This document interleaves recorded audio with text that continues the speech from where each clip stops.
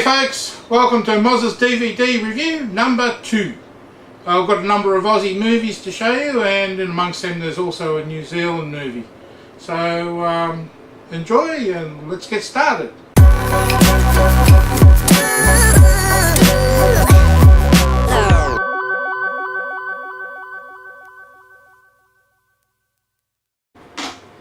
First cab off the rank is this 1966 Australian comedy, They're a Weird Mob. This is based on the book of the same name, written by John O'Grady. He actually wrote this under the pen name Nino Culotta, who is the main character in the movie.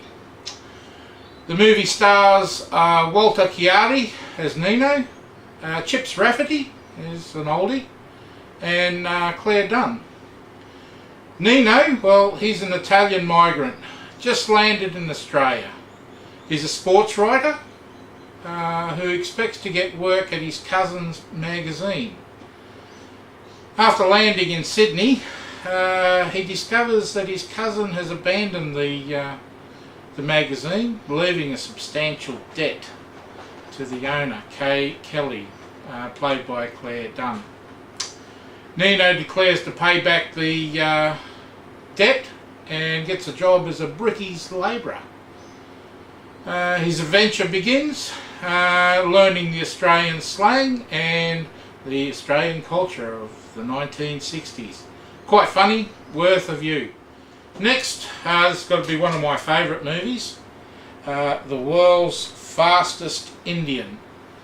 It's a 2005 New Zealand biographical sports drama film based on the Invercargill speed bike racer Burt Munro and his highly modified 1920 Indian Scout motorcycle. It stars Anthony Hopkins as Burt. Burt has a long-time dream to travel to the USA and test his motorcycle's capabilities at the Bonneville Speedway.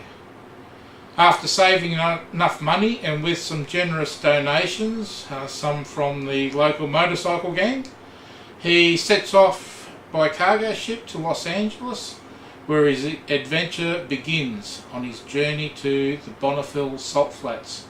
Yeah, really good movie. I'll be surprised if you haven't seen it. It's been very popular. If you haven't, hey, get a copy and have a view. It'd be very remiss of me to show you Australian DVDs without showing you this one, and this is Australia. It's a 2008 Australian, British, American collaboration romantic historical adventure drama film starring Nicole Kidman and Hugh Jackman without the claws. The film duration is approximately 2 hours 40 minutes or thereabouts. It's pretty long. It's set in Northern Australia between 1939 and 1942. An English aristocrat, played by Nicole Kidman, inherits a sprawling ranch and reluctantly packs with a stockman, that's the drover, played by Hugh Jackman, in order to protect her new property from a takeover plot.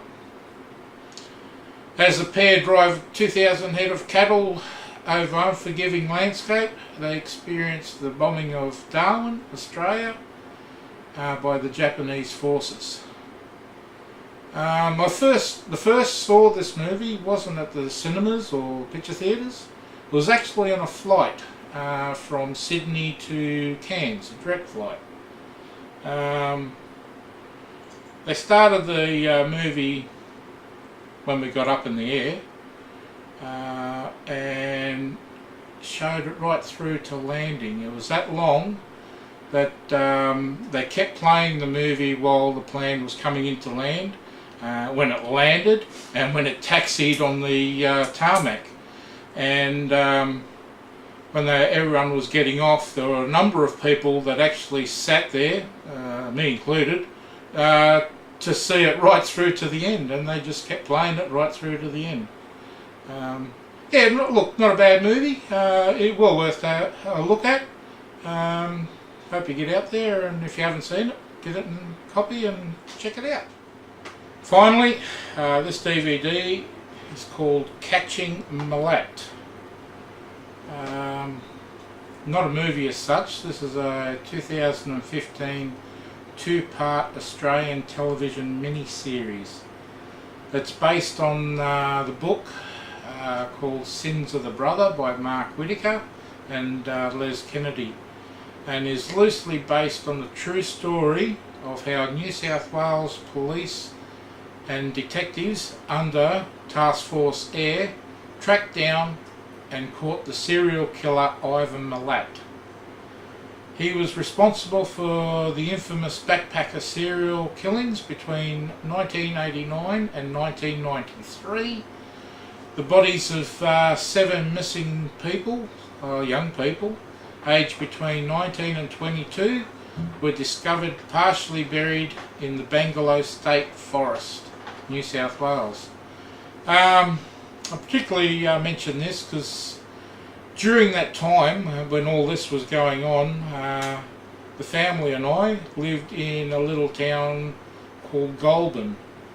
Goulburn was some 68 kilometres or 42 miles from the Bangalow State Forest. So yeah, pretty worrying times there, what was going on.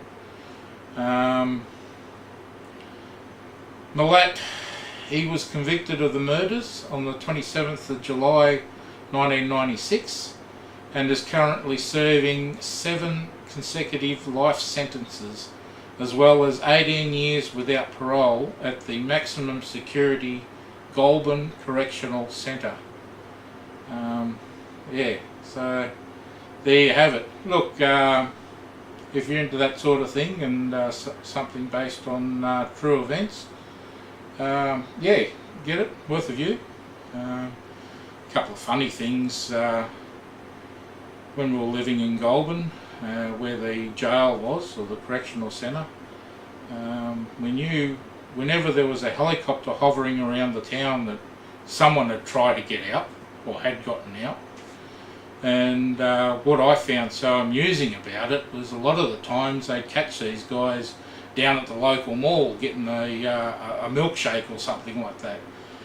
One time there was a guy that was trying to hitchhike out of town in his prison clothes. Not a very smart move. He got picked up by this blue car with a blue flashing light and given a lift back to where he came from. So there you have it. As I said, if you're into that, get it, have a look. Yeah, it's not a bad view. And that pretty much wraps it up. So hope you enjoy those movies, and cheers for now.